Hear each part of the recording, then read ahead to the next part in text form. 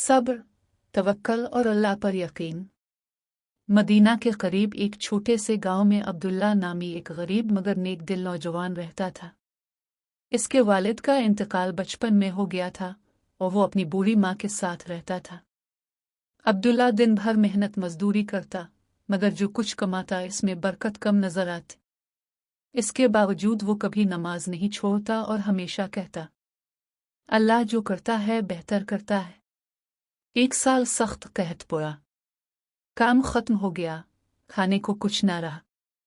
माँ ने एक दिन कमजोर आवाज में कहा, बेटा, आज घर में सिर्फ एक रोटी बची है।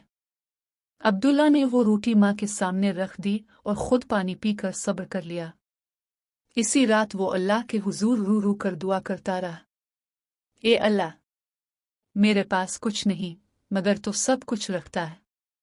अगले दिन फजर के बाद वो मस्जिद जा रहा था कि रास्ते में एक अजनबी बूढ़ा शख्स दिखाई दिया जो प्यास से निढाल था। अब्दुल्ला के पास सिर्फ एक मशकीज़ा पानी था, मगर उसने वो भी इस बूढ़े को दे दिया। बूढ़े ने दुआ दी, अल्लाह तुम्हें वहां से दे जहां से तुमने सोचा भी ना हो।